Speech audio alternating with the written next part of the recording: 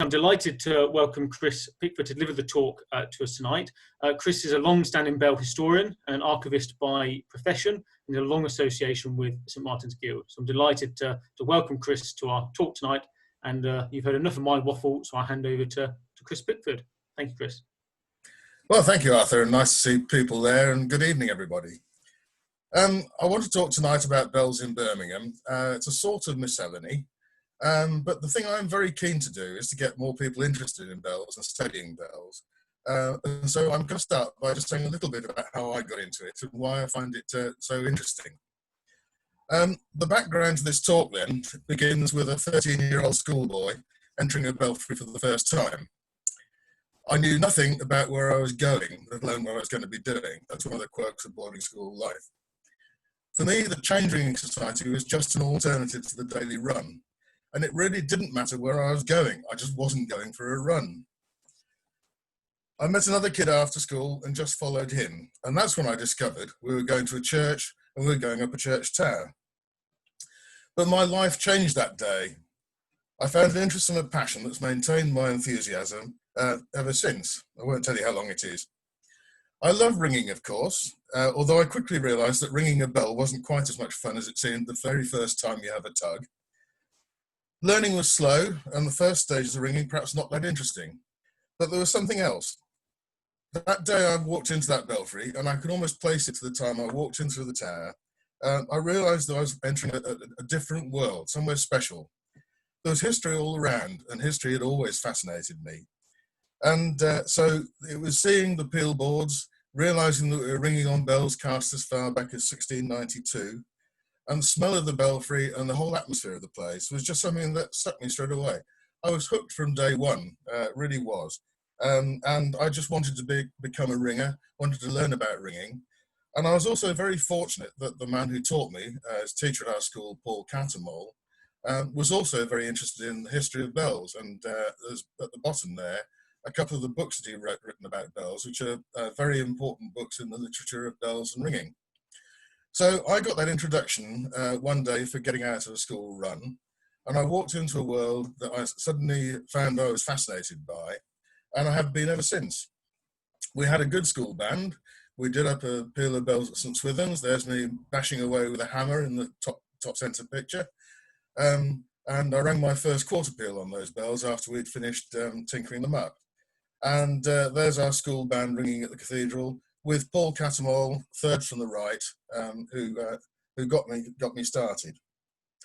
So that escape from the school run led to a lifetime of ringing and 50 plus years of exploring bells and ringing history. Ringing history and the history of bells, of course, run parallel. They're parallel interests for me. You don't need bells unless there are ringers, and ringers can't ring without bells, so they're completely symbiotic. But perhaps they're subjects for separate talks. Tonight, I'm going to talk about the hardware, bells themselves, and to try and give some insight as to why, what being a bell historian involves and why it's interesting. It's not so much a how to do it, more looking from the other end of the microscope and seeing about some of the findings, some of the things that have arisen as a result of going around, exploring belfries, looking at bells.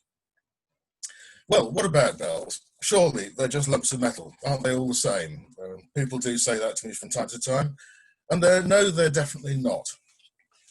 I think the fascinating thing about bells is that they can be of very enormous historical interest because they're semi-autobiographical. They tell us their own stories. And here's how. If you look at the evolution of bells, for a start, we go back to the medieval period, and the very earliest bells are flower pot shaped, cylindrical, the early bell writers used to call them. You see the one on the left at Leighton Buzzard, standing on its red mat. Very unusual shape. It's barely recognisable as a bell we'd think of as a bell today. And look at its lip when it's turned on its side. It's got this enormous flat lip rather than the sound bow that we know in modern bells. So early bells are that sort of shape. You can tell them distinctly. They're not common, but you can easily spot them. And they date from the 11th to the 13th century, perhaps slightly into the 1300s, but not 1400s, but not much. You'll notice they've got very tall cannons, the suspension loops on top. There are no markings at all, very seldom. It's not until later that you start to get dates and inscriptions. But in the bottom left, there's one with an inscription which dates from about 1240, 1250. It's a classic flower pot shaped bell, and it has an inscription very high round the shoulder of the bell. Now, quite why, I don't think we know, but around 1300 there was a change of shape, and bells start to look much more like bells as we know them today. That's one cast in somewhere in Warwickshire, probably, around 1320, 1330. And it's one of two medieval bells at Bow Desert near Henley and Arden. Now, from this date, the inscriptions also start to get a lot more stylized. And as a very simple guide to dating, if a bell has Gothic lettering on it, like the 3 on the left-hand side on the right, then it's probably 14th century, early 15th century. But once you get to the black letter, then like the ones on the right-hand side, you're moving into the 15th century onwards. There are exceptions, but that's a reasonable start. Bells are very, very rarely dated. The earliest dated bell in the country is dated 1254. There's another one of 1296, but really dates don't start to occur till later. So if you find one with a date on, like the one at Grimley in Worcestershire, 1482, but it's just proving all my rules wrong because it's got Gothic lettering on it, not black letter. So there are exceptions, there are differences, but dates are rare, special when you find them. So moving on, after the Reformation, there's a big change, from the 1580s onwards mainly. The first thing is that bells from then on are almost always dated. So useful, you actually get a date of casting. I think one of the reasons was that we changed from using the Roman numeral system to starting to use Arabic, which made dates a lot shorter, a lot easier to use. And bell founders could actually make up a pattern with the first 3 figures of the date and just add a variable one for the last figure, like the one on the left, which is very distinctly 158 on one block, 7 on another. The other thing is that medieval bells are anonymous, so that you can work out a lot about them from the markings on them. But from this sort of date onwards, you start to get definite makers' marks and signatures. The one on the right has the classic inscription, "Be it known to all that do me see that Newcomb of Leicester made me." No modesty there. He's not going to use all the space on the inscription to tell you that it was him that made it. Others are a bit more subtle. The initials RP on the one in the middle, Richard Purdy of the West Country, 1624. And the one second from the left has a little mark on it in the shape of an anchor. And that's the mark of Thomas Hancock's of Walsall, with just the initials TH. The other big change is in inscriptions. From that date onwards, you start to get a big change from religious inscriptions, which most medieval bells have, to secular ones, sometimes daringly secular. At Walsgrave, for example, the clappers want beer, which is probably the ringers really, and a Latin inscription that also refers to drinking. So that's a big change. You get expressions of religious and political sentiments. For example, at Derrit End in 1776, "Wisdom to the Council of State and success to the British fleet. May Great Britain stand unrivaled in her commerce. May the town of Birmingham be ever held in esteem for its manufactures." Some nice customised one for Birmingham. You get the names of the clergy, the parish officers, donors, of course, and some donors were not that modest about the munificence of their donations. And you get commemorative inscriptions. The particularly notable were the inscriptions on the 1706 Ring of 8 at St Helens, Worcester, commemorating the victories of the Duke of Marlborough in the wars that had just ended. So bells were community assets rather than particularly belonging to the church, and ringing had become a recreational activity. And the nature of bells themselves reflects that. So really from this period onwards, and I'm looking at the earlier end of the range, bells tell us a great deal, and they're historical documents in their own right. Well, what about Birmingham and me? I don't live in Birmingham, I'm not a Birmingham ringer, and I'm not currently doing any research on Birmingham, so how come I know so much about Birmingham bells? Well, this isn't really relevant at all what I'm going to say, but I must say that I became very well aware of the significance of Birmingham and the excellence of its ringers early on in my ringing time. The long peal of Stedman sinks at Birmingham Cathedral in 1966 was in the very first edition of the Ringing World that I received when I started subscribing. Inspirational stuff, a great achievement, great peal, and the way that it was all written up, something to aspire to, maybe. I do remember one of the first peals I heard was the Brummie's peal of Londinium at Worcester in 1966. Peter Border coming to ring Worcester tenor was a bit like the Beatles coming to town, for me anyway, not for my other schoolmates. And I'm very pleased that I actually rang my own first 12-bell peal in Birmingham in 1971, and Mr. Fern was in the band. He died not that many years later, and I was very pleased that I did ring a couple of peals with him. But what's really rather more relevant is that from 1986 to 1991, I was on the bells subcommittee of the Council for the Care of Churches, which is now the CBC. During that time, I became bells consultant to Birmingham DAC, and I served in that role for 12 years from 1987 to 1998, when Andrew Stubbs took over from me. Interestingly, although I was a consultant, they didn't consult me much, and I always think it's rather amusing that I was never consulted at all as their bells advisor about the bells at St Martin's when they were replaced in 1990. Anyway, I did have that role, and one of the things that came along with it was the fact the CBC were then preparing their preservation list of bells for listing bells for preservation.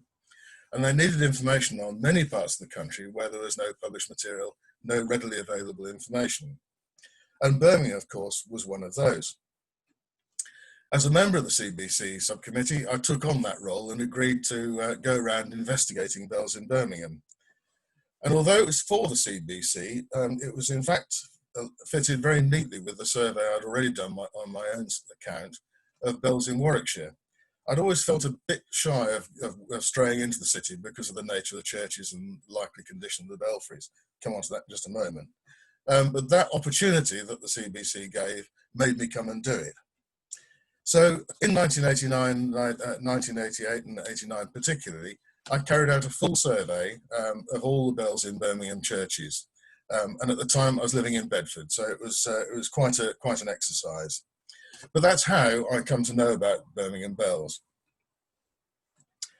Now, let me just say a little bit about bell hunting. For anyone who's interested in exploring towers, there are a few things you need to know. First of all, as ringers, we're used to just climbing the spiral stairs, maybe sometimes a slightly awkward ladder, to get to the ringing room to ring. We're not used to the idea that getting up to the bells is something that can be completely different. The steeple keeper at St Chad's certainly needs a head for heights to get up to the bells with that long ladder. And also, if you're working on the upper frame at St Philip's or St Martin's, for example, it's awkward. You've got to take care. But bell hunting does entail some particular contortions and risks because in some places there's no access at all. On the left is a gang of three. There's one character as well as myself who you might recognise in there, looking upwards with his nose in the air, one Richard L. Jones. And alongside the man holding the ladder is Chris Dalton, who was utterly fearless, would take his ladders anywhere and would always be sure of getting one into a tower where nobody else would dare risk it. And this was one in Herefordshire we had a go at, and that one beat even him. It was far too far to get up. Anyway, coming to Birmingham, a couple of instances of what the risks are like. At St Albans, Highgate, Borsley, the church, as you may know, has a big, tall brick tower which is later than the rest of the church. That's fearsome enough. It's got several concrete floors with vertical iron ladders in between, a long way up. Richard visited in 1977 and wrote of climbing up a terrifyingly long iron ladder just to find a hemispherical bell and a hell of a lot of fresh pigeon dung. Pigeons, bird mess, dirt, debris, darkness are among the other perils that a bell hunter faces. The 1938 Mears and Stonebank hemispherical bell is now disused, and they have a synthetic bell system instead. But there's another bell too. You see those little turrets on the west end of the church? Well, there's a small bell hung up in the turret that I've given an inset for. And I had to get up and look at that bell, and it involved a fearsome clamber up on the ledge into the turret, and then worse still, getting out again. That's one it still gives me the jitters when I see the church to this day. It was a bit risky and I really shouldn't have done it. It's all in the days before health and safety, of course.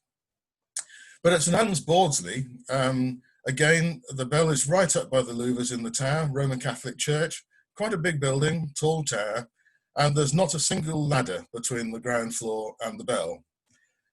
We put up a double extending ladder to get to the first floor, and then found, because we didn't know until we got up there that there were no more ladders, we had to lash that to itself, pull that up whole, re-erect it, and then climb up to a platform about halfway up, no intermediate floor, put the ladder on that platform, and then climb on up to the bell.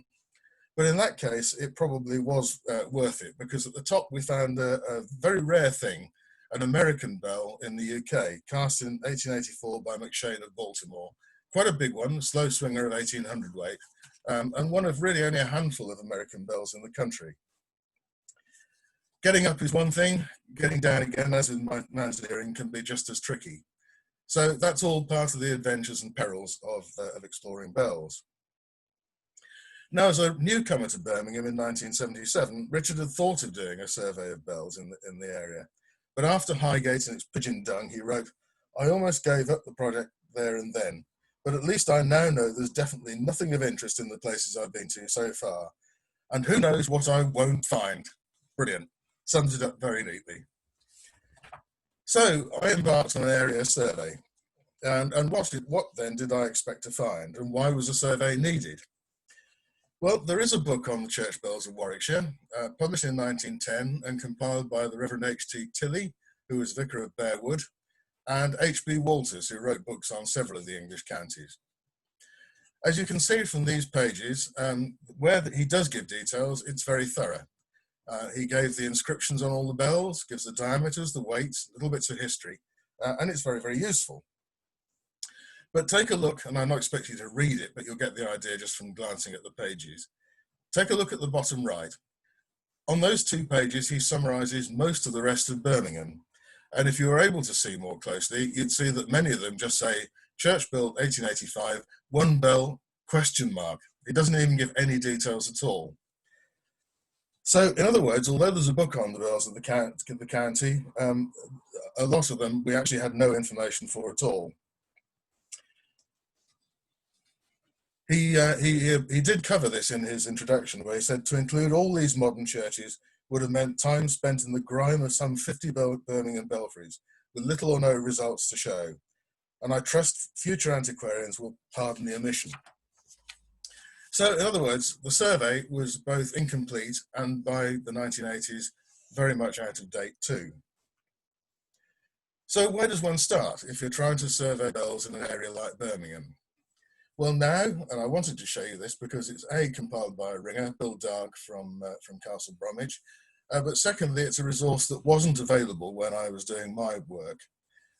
It's a complete gazetteer to churches in Birmingham, and with photographs of many of them and a potted history. So useful to have, and if you just want to explore the sort of places I'm talking about, the churches that as ringers we don't visit, this will give you an idea of what's where and what's gone. When I started, there was the Victoria County History, a standard historical reference book, and the Diocesan Directory, but that's all. Birmingham Diocese now has 184 churches, and if you include the churches that have gone, have been demolished and closed, then obviously the number's quite a lot more.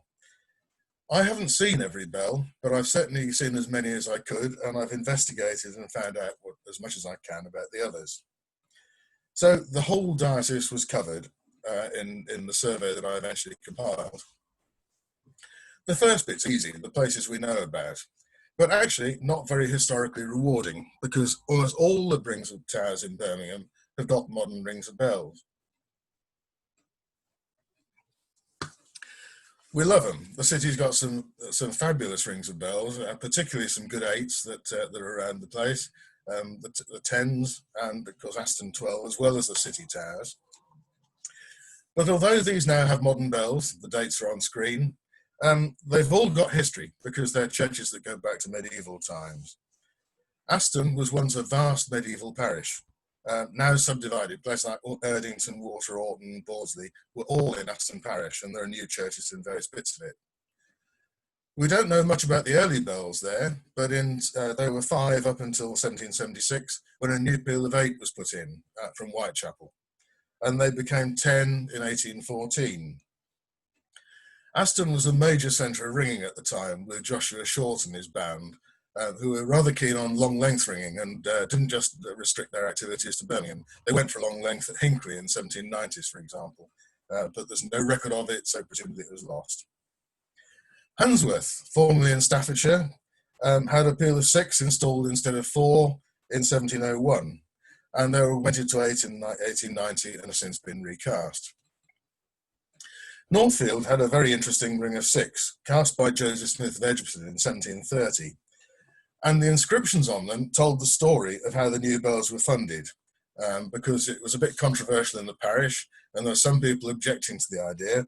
But when it came to the vote, as one of the bells actually says on it, there were 9 for, 9 against, and 26 for. So the actual result of the vote is recorded on the inscription. The bells were recast in 1923, and again controversially because there's no faculty. But the result is a very fine modern Taylor 8. Kings Norton had a 6, and they had a new peal of 8 put in 1783. And the ringing history side of this comes in here, because when they were opened, there was an enormous village fete and drinking on the green, all day ringing. And there's a folk ballad about it that Richard Churchley from Ulster sings. It's rather good. So if there's no old bells in a lot of these churches, we may still find some remnants of antiquity. At Moseley, for instance, when the steel bells were put in 1874, the 3 old bells were sent up the road to St Anne's, and they're still there in the middle of the new ring that created there a few years ago. 3 quite interesting bells, one by John Martin of Worcester. You see the IM in a heart, which is his trademark. One by Hugh Watts of Leicester, 1638. Nicely decorated with the inscription, "God save the King." Well, he hadn't got much longer to go, had he, that particular king? And the tenor is by William Brooke, a very rare founder. Sorry, it was the tenor, it's now the 4th at St Anne's. Cast by William Brooke of Bromsgrove. So you've got 3 old bells belonging to St Mary's, now at St Anne's. There are 2 preserved bell frames that are both worth a quick mention. I'm not going to cover bell frames in any detail today. The one at Sheldon is 17th century, and it's what we call the jack-braced frame. As you can see, the strut on the left-hand side of the picture is the jack brace. What's particularly interesting about that frame is the sill across the bottom is in fact a frame head that's been reused, turned upside down, and in the side of it you can see the bearing sockets. And that belongs to a frame built in about 1560, belonging to an earlier frame than the one that's there. The Northfield frame, now preserved empty above the bells, and it was controversial because I know they wished to have got rid of it, but it dates from 1637, and it's all documented in the parish accounts, although really frustratingly, the maker isn't named, nor is the maker of the new bells that were put in at the same time. So when it comes to the rest of the diocese, I'm not going to go around more than just a handful of places. I had some successes and some failures when it came to the churches that have gone. St Mary's, Birmingham, for example, built in 1779 by a namesake of mine, Joseph Pickford of Derby, was the architect. It had a tower, it had a bell, but there seems to be no record of what it was. And the church, which was on the site of the Children's Hospital, went when the church was demolished. It just might have been one of the old bells from St Michael's, Coventry, when the 10 bells were put up there in 1774. There's a documentary reference that suggests that might be the case. I so nearly got up at Birmingham St Thomas, which was bombed in the war, but the tower remains with a clock that's still working. I'd arranged with the city council and with the clockmaker to go up one Sunday morning, and was on my way to Birmingham when I heard that the clockmaker decided that he wouldn't let me go up with him after all, and that's the closest I got. It had a single bell, but that's all I know. Many of these places just have single bells, lots of them by Birmingham founders. That wonderful tower at St Augustine's, Edgbaston, just has a single 300-weight bell by James Barwell, 1913. It deserves so much more. Gravelly Hill was one of our misadventures. We got ladders up to that, and it's higher than it looks. It actually took a triple extender to get up to that bell under that eaves turret. But that one was also worth the climb, because although the church is 1900, 1901, the bell is the earliest recorded bell by Charles Carr of Smethwick, cast in 1875. So it's a good one to have catalogued. It was a ladder job at St Luke's King's Standing as well, and when I got up there, I found the bell had been stolen, and subsequently discovered not that long previously. Typical Birmingham suburban visit. It was a Sunday afternoon, kids swarming everywhere, around the car, almost in the car if I didn't fend them off. Quite a scary afternoon's bell hunting that was, but not because of the climb. Balsall Heath has a bell from the Victorian church that was put in a new campanile, if you can call it that, in 1970 when the present church was built. And Hall Green is one that George Fern would have said got away. You could have seen that tower from George Fern's allotment, apparently. And the tower was built with a view to installing a light 8, about 700 weight, in a 2-tier frame. Everything's in place. There's the corbels for the bell frame to go on. There are even 7 rope holes in the concrete floors, but just one bell there. So some interesting and I think reasonable diverse selection of some of the things that I visited, some of the things I found. There's some quite interesting stories came out along the way. The first thing you may notice about Holy Trinity, Borsley, is that it has no tower. So what was it going to do about bells? Well, it's a commissioner's church. They were built with government money that was put for building new churches in the early 19th century. The architect was Francis Goodwin of London, who also did St Matthew's, Walsall. Maybe you can see an immediate similarity in style. And but despite not having a tower, they decided they'd consider the possibility of installing a small peal of bells. And they actually got estimates and proposals from Mayors of London and from someone called Drury, who I haven't managed to identify. In the end, they bought 2 bells, one of 500 weight and one from 1600 weight from John Ruddle of Gloucester. And they had a clock made by Thomas Bingham of Birmingham. Now, Thomas Bingham was one of the St Martin's ringers and a clockmaker. He was not quite trusted by the rest of the band. He was known as Shifty Bingham. But anyway, he made the clock there and maintained it for some years. The church closed long ago, 1974, and the bells had to be removed through the roof. But fortunately, Richard saw them in the monumental mason's yard out on the Yardley Road. Sneed and Nibbs, who are still in business, but not on that site. Fortunately, he was able to record the inscriptions of the 2 bells and capture details that otherwise might have been totally lost because nobody else saw them. Among the city churches, there was a certain amount of moving of bells about. If you remember the floozy and the jacuzzi outside the town hall and so on, well, Christchurch stood more or less in that same spot.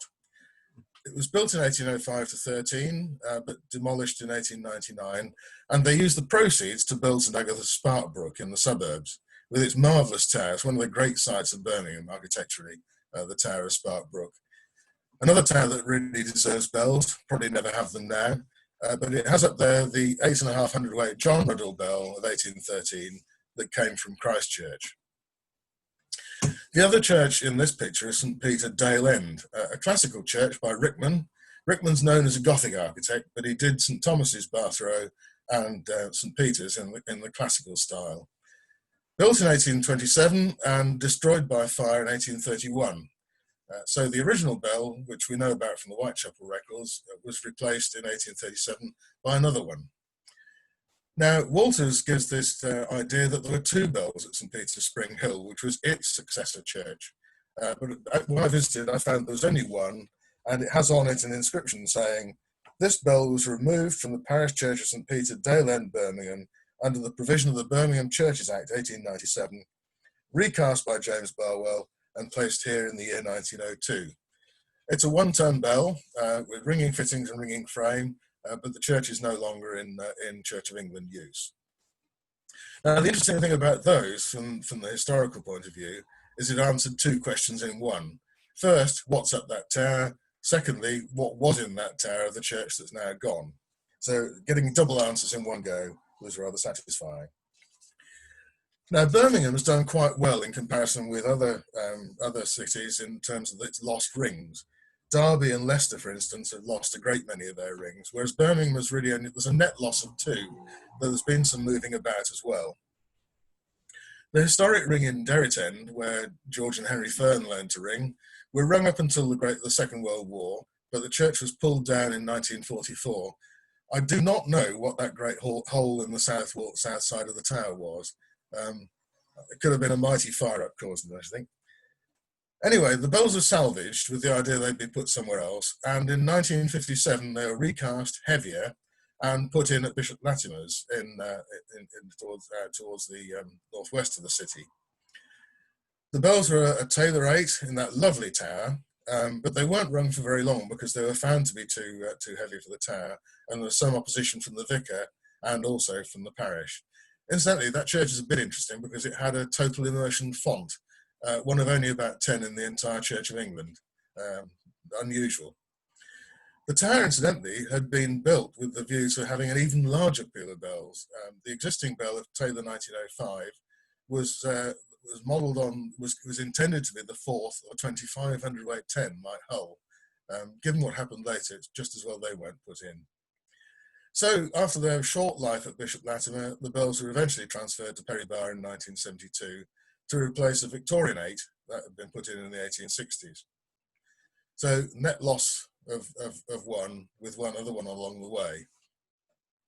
The other one was Bishop Ryder's, which was roughly on the site of the University of Aston.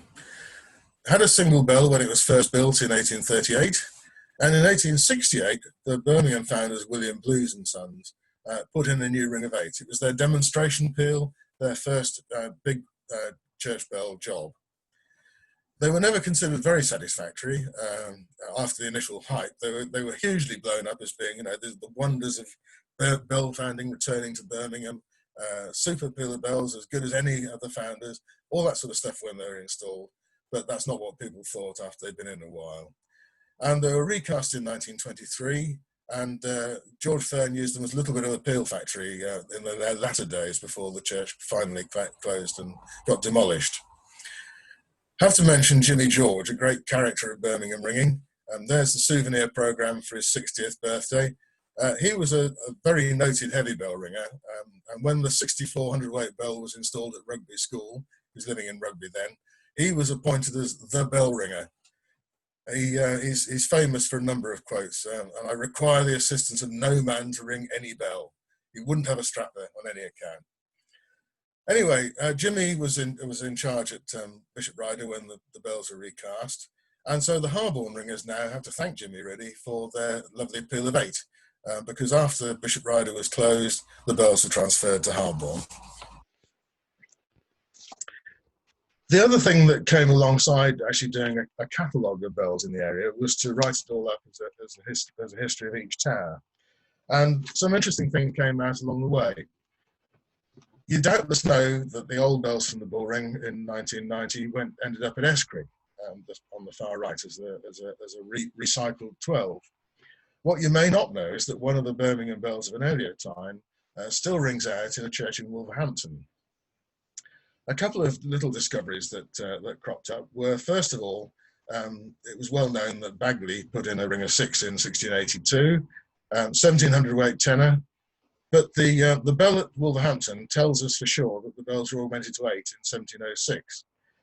How do we know the bell came from St Martin's? Relatively easy, because of its inscription.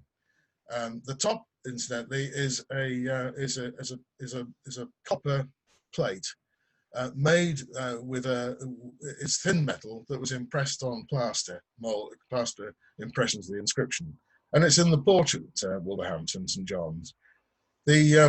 The inscription, though, names Mr. William Daggett as rector and the 2 church wardens.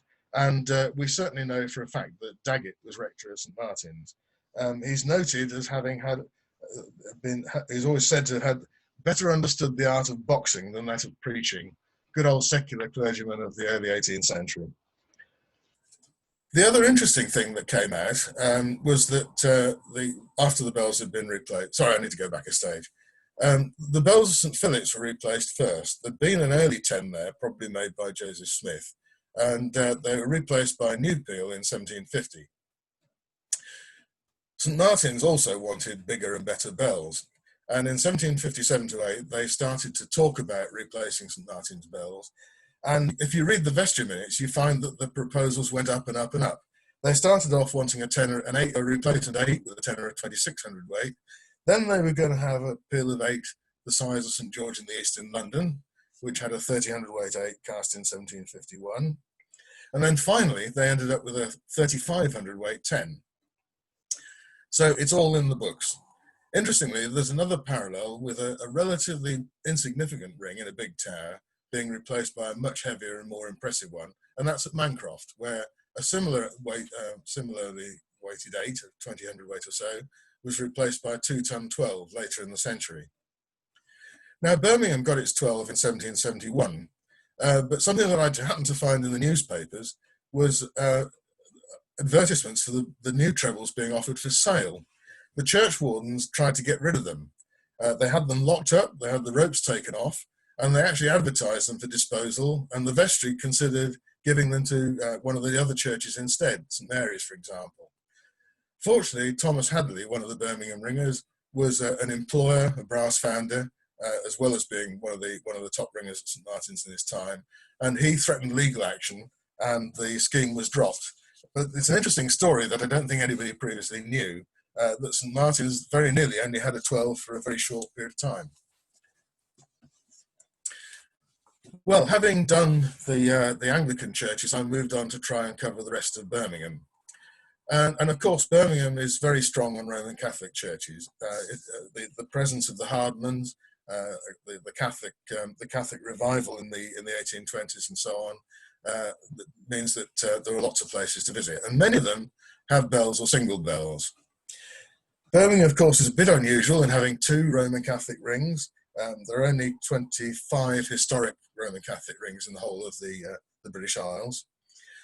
And St. Chad's started with a single bell, a 1700 weight single bell in 1840, but Mears put in a 1400 weight 5 in 1849. And in 1877, they were augmented to 8 by Blues.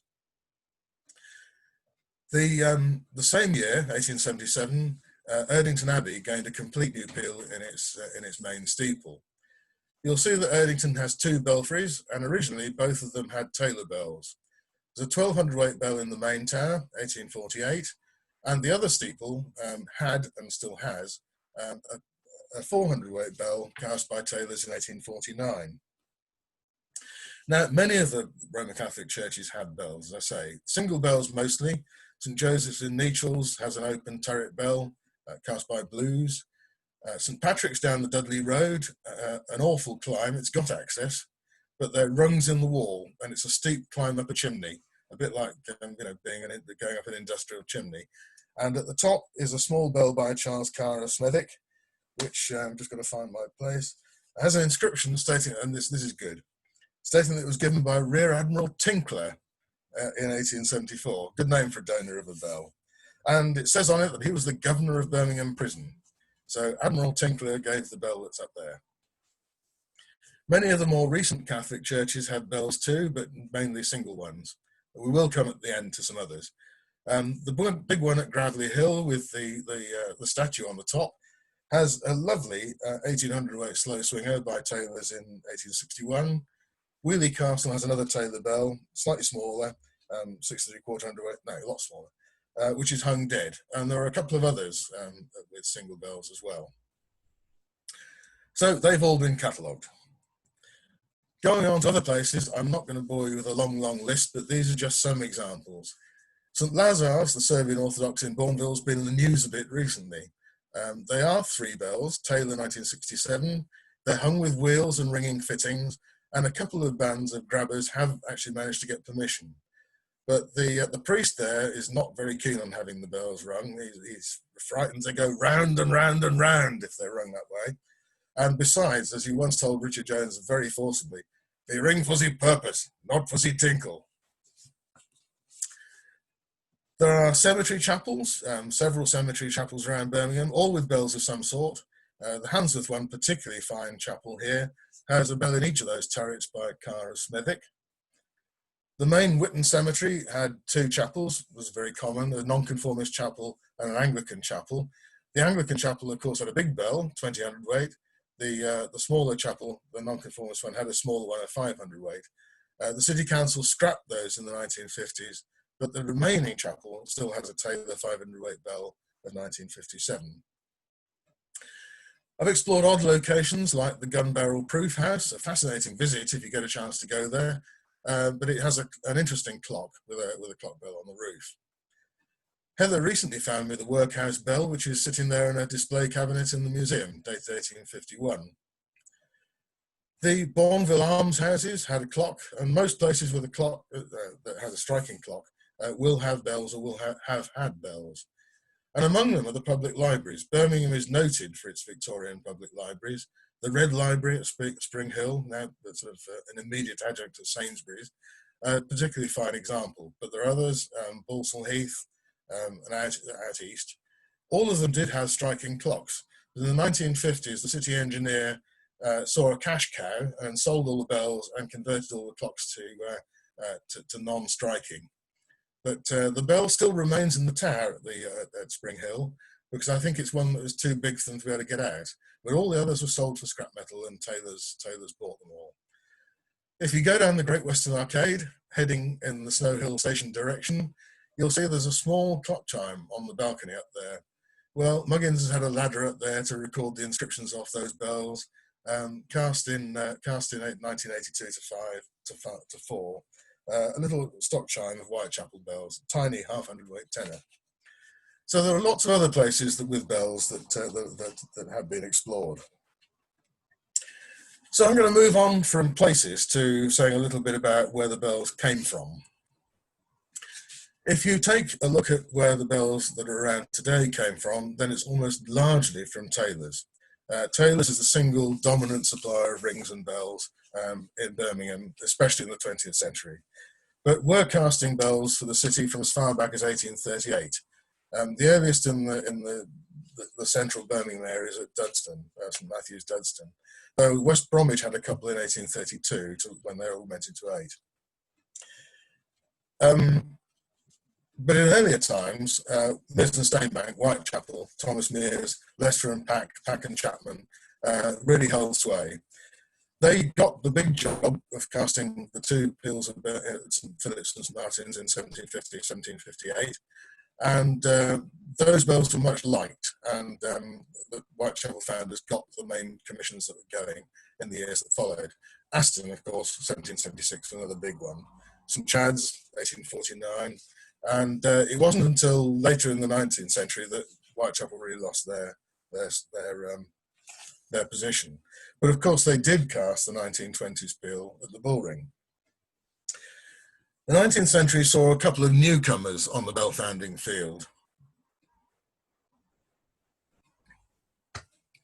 One of them was Warner and Sons of London, who were big manufacturers of all sorts of metal goods. They cast plumbing fittings, made machinery, and were generally a big company. Bell founding was only ever a sideline for them, yet through the 19th century, they became one of the bigger firms in terms of output. They were producing more bells in the 1870s and 1880s than Whitechapel were, for example. So Warner's did produce some bells for the Midlands, and among them were the 8 at Selly Oak. They started as 6, 1864, topped and tailed to make 8 in 1887. They cast the bells at Oldbury, just outside our area, Salter Street 5, 1860, the old trebles at Harborne 2, and the big bell at St Paul's in the Jewellery Quarter, 1858, was a Warner. Gillett and Co., who later became Gillett and Johnson, the founders of the Cathedral Bells and the present bells at Selly Oak, didn't do a huge amount, but they too were a firm with other interests who took to bell founding as a sideline initially, and then grew into one of the big players of the 20th century. Gillett's began as clockmakers, very successful clockmakers, who made a lot of the big clocks at places like Manchester Town Hall, Bradford Town Hall, and developed carillon machines. They were very interested in carillons and bells for carillon, which is why in 1880 they started casting bells of their own. They cast, incidentally, the chime of 8 down at Hockley Heath at Umberslade Baptist Church as well. But their big job in Birmingham in the early days was Birmingham Municipal Buildings, the Art Gallery, and we'll come back to those in a short while.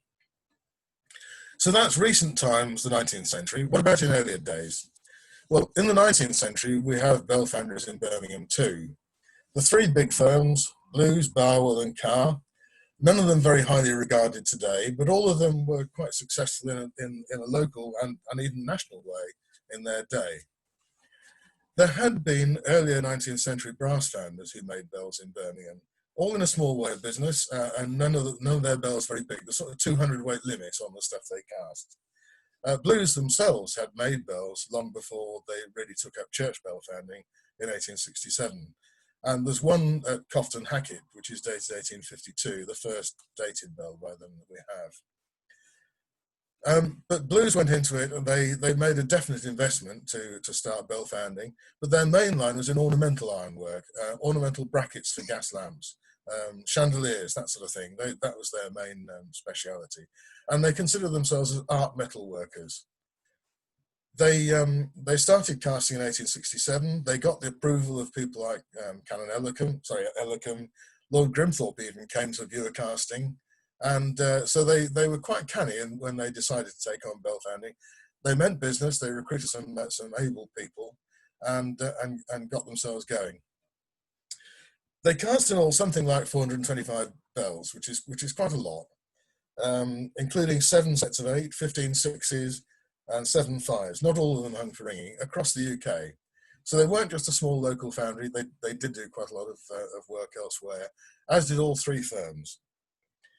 In Birmingham, their work included the 8s at Bishop Ryder, Erdington Abbey, and 6s at Netherton, Leamington Roman Catholic. Those have all been recast.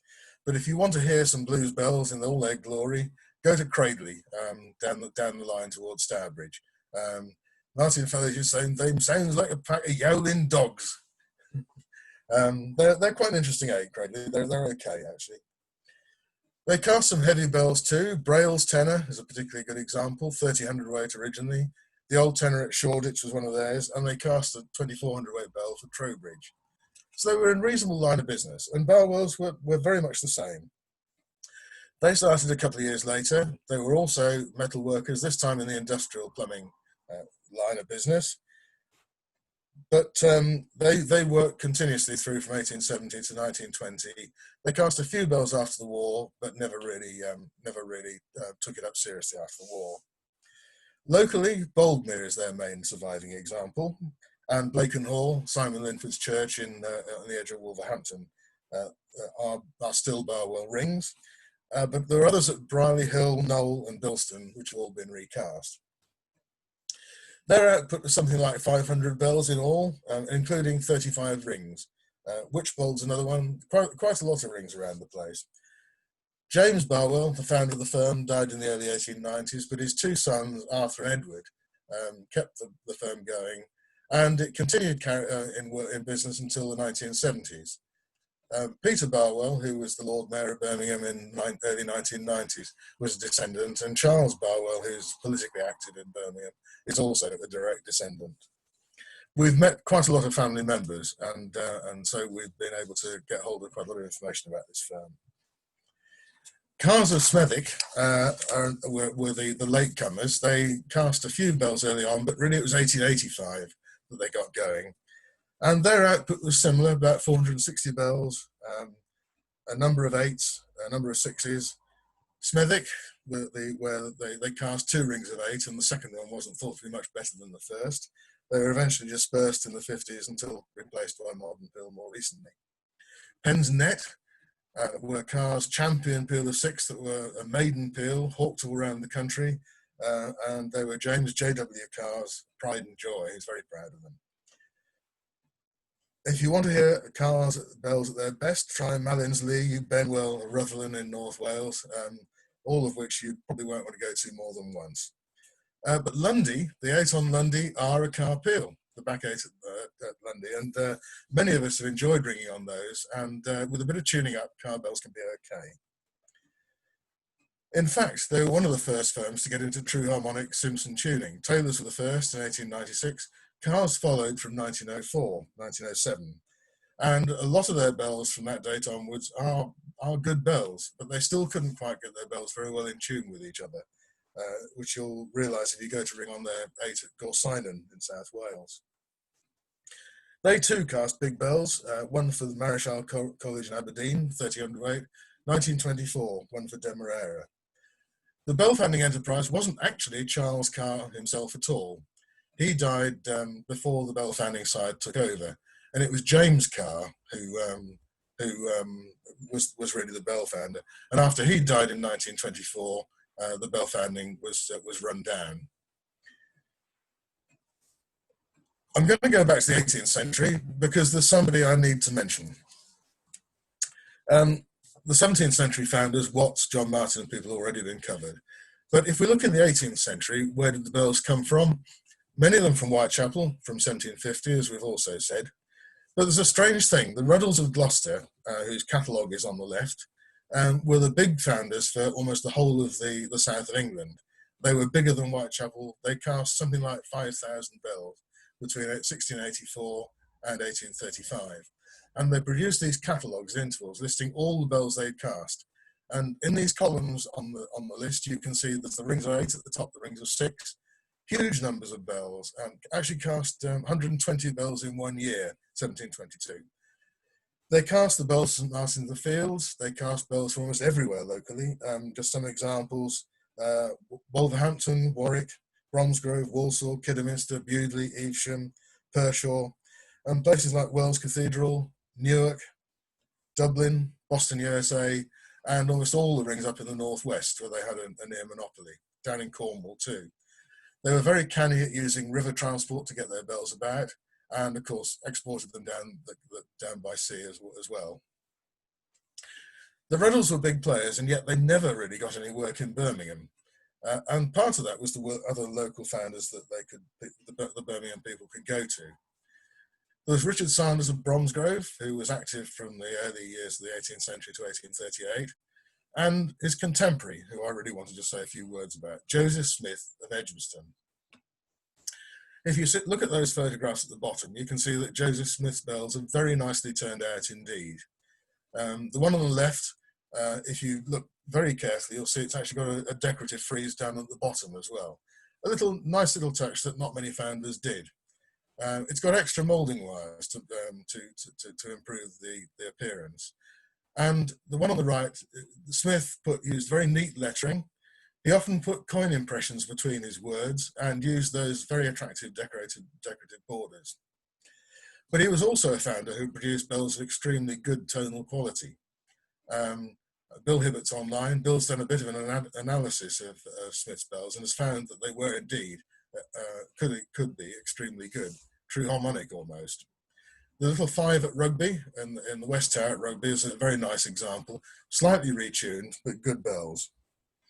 It's rather sad that out of the 200 or so bells he cast, less than 50% survive, and many of his rings have gone too.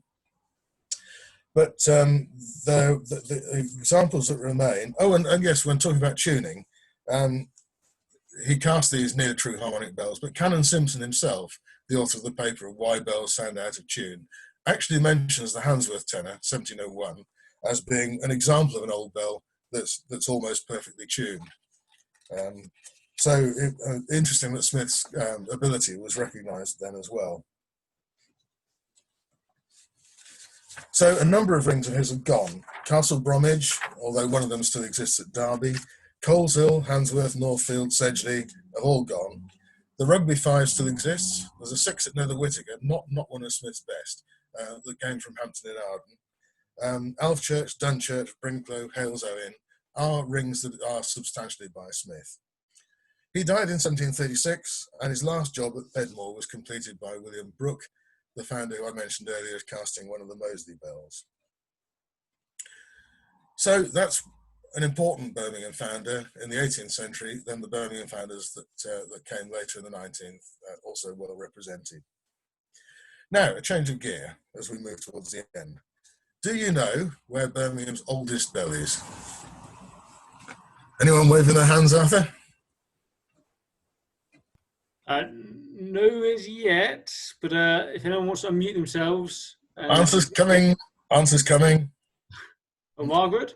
Is it Sheldon? Sorry, Margaret? We've got an old one at Sheldon. I don't know whether that's the oldest. It's the next oldest, probably. Well done. Sheldon, Susan? So the oldest is the one at Spark Hill. The Sheldon one is probably the oldest that is where it came from, the church it belonged to. The Spark Hill one actually has moved a couple of times. It came originally from Ullen Hall, but the church there was reduced in size because a new church was built in the centre of the village. It probably was purloined by the architect, because the same architect did the shortening at Ullen Hall as built Emmanuel Sparkbrook, because the bell turned up there in 1901. William Hawley Lloyd was the architect. And when Emmanuel closed in the early 90s, the bell was moved to Spark Hill. So the church there has got a very old bell in an 1880s church with a tower completed in 1905. The bell itself, as you can see, is a cylindrical one, tapering with a lot of the early features, but it's not a very early one. It's thought to be late 13th century. The Sheldon one is probably early 14th century, but not much newer. The next question is probably easier for everybody. There are only two of these. Where's the heaviest bell in Birmingham? St Martin's in the Bullring, maybe. No, St Martin's in the Bullring, Chris. Not the heaviest bell. It's the heaviest ringing bell, but not the heaviest bell. The council house. Alan Cottrell? The council house. Council house? University Clock Tower at Birmingham University. University Clock Tower? Bourneville Carillon. Bourneville Carillon. Well, there are four possible answers, and you've got them all. well done. Yes, if you want the city centre, then and ringing bells, then yes, the bull ring. If you want the heaviest in the city, then it's the council house, the main city centre. But the heaviest of them all is the university. Just a little bit on their history. And those bells, incidentally, rank the university bell at 6 tons is the 12th heaviest in the UK.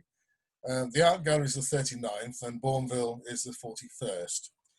The council house bells, the Art Gallery bells, were cast by Gillett and Company in 1885, and it's a 3 1/4 ton hour bell. They were given by someone called Abraham Follett Osler, who was the Birmingham glass manufacturer best known for the crystal fountain he designed and made for the Great Exhibition in 1851. He gave the clock and the bells, and the clock was also made by Gillett and Company. It was refurbished, incidentally, in 1992 when Peter Barwell, I mentioned earlier, was Lord Mayor of Birmingham. They're not heard much these days, and they were very quiet when I last heard them, but they are still up there, and they haven't gone anywhere. The university bells were put up in 1908. The hour bell is 6 tons, and the 4th quarter bell is 3,500 weight. They're a proper Westminster chime, striking on 1, 2, 3, 6, and 10 of 10. The tower, incidentally, was built without scaffolding. In other words, it was built from the inside with the outer bricks laid and then built from the outside in.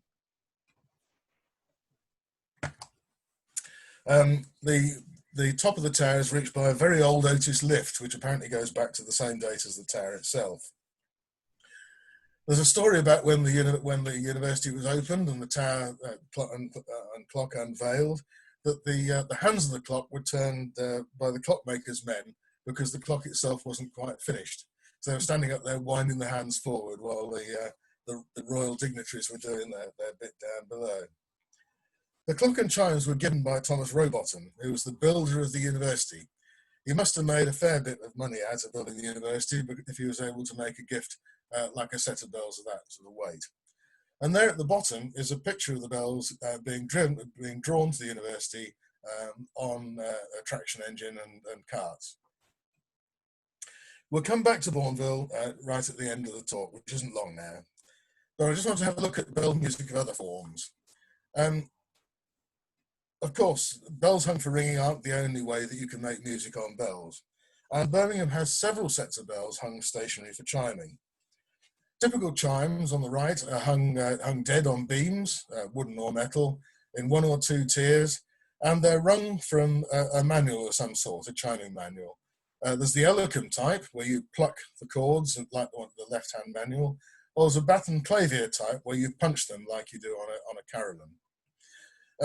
There are in all 5 or 6 chimes in Birmingham. The most unusual perhaps is tile cross, where the bells are hung externally in apertures in the wall. There's Harborne, where the bells were installed in the 1970s, but came from the City Church of All Saints, and the Catholic churches of Spark Hill and Maryvale. There was also another one at Smethwick, but they've gone to Nottingham, where they're now hung as a ring of 8 at Clifton. So if you want to exercise have a go at some other sort of bell music, those are places that may well welcome someone to ring their bells. In my experience, a lot of these chimes really aren't used all that much. I was at one in Leamington not long ago. I said, oh, we never get them rung. We just don't have anyone to ring them. I said, well, it's simple. Yes, but nobody wants to do it. I'm sure there's a job for a wedding ringer there for somebody. So if you fancy having a go, those are the places you can go to. My last slide was headed Chimes and Things. Well, these are the things. Tubular bells, an abomination of the late 19th century. The sound doesn't carry, they make a pretty thuddy sort of sound, and yet the makers were really good at advertising and said they're much better and cheaper than the old form of bells. And indeed, some real bells were taken out and scrapped when these were put in. There are a few sets in Birmingham, but there are others that were relatively short-lived. St Andrews in Borsley didn't last very long. The first set was stolen within a few years. Another set was put up and they've all gone. There are sets at Erdington, St Barnabas, that was taken out when the present bells were put in, 1903, and the Withall set has gone. But if you want to have a go at playing a set, there's certainly operational sets at Edgbaston, Saltley, and at Birchfield, all of which have been playable in recent times. Harrington, Latham and Company of Coventry were the makers, and there are a few about. Lastly, we come to the carillons. Birmingham has 2 of the small number of carillons in the UK. There are 24 full carillons in the British Isles, including Ireland. 2 of them in Birmingham. There's Bourneville, the larger one, with now a 3-ton bass bell. Looking at those bells and getting the inscriptions off them was not a very pleasant task.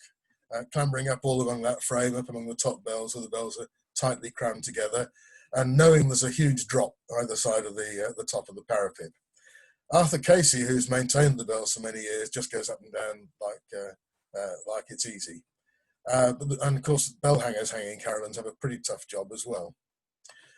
At Bourneville, they started life, funded by the Cadburys, of course, as a 22-bell chime with a 1700-weight bass bell. The original bells in their frame are shown in the middle picture.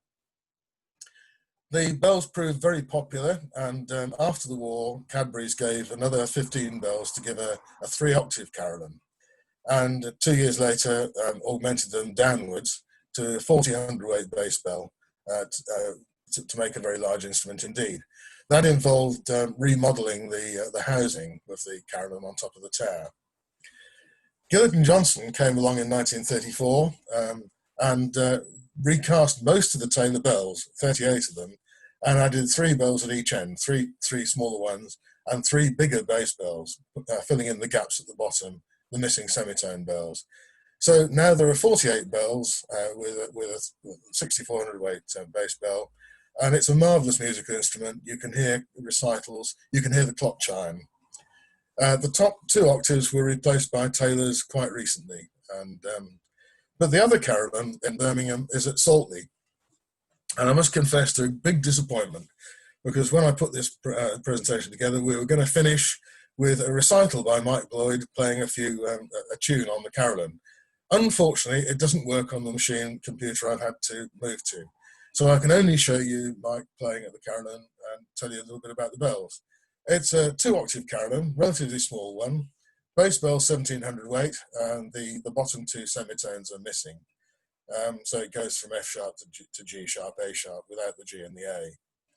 It was given by the Power family of the Dublin Whiskey Distillery, because Father John Power was the priest when the church was being built. And Power had also provided a similar 2-octave carillon at Dunbarton, which was also by Gillett and Johnston. So the 2 carillons in Birmingham are both Gillett instruments. Well, that's all I've got to say. I hope I've given you an idea of what bells are in Birmingham, what you can find out by looking at them, and I'll end with that. Take us back to the belfry where we're all comfortable with ropes, and show you this splendid late 19th century caricature from the church reformers, who this set of lantern slides actually illustrates all that was wrong with the pre-Victorian church and all the abuses, and of course there's ringers drinking in the belfry. Wonderful. That's all. Time for a drink. Thank you very much, Chris. Chris has said he's available for sort of a couple of questions if people do want to ask them. If you want to type your questions in the chat box or unmute yourself, then that should promote you, and I'll keep an eye on that. I think, Chris, this morning when I was thinking about this talk, I thought, how are you going to structure such a vast sort of history of Birmingham's bells? And I think people agree with me that you skillfully have led us through that.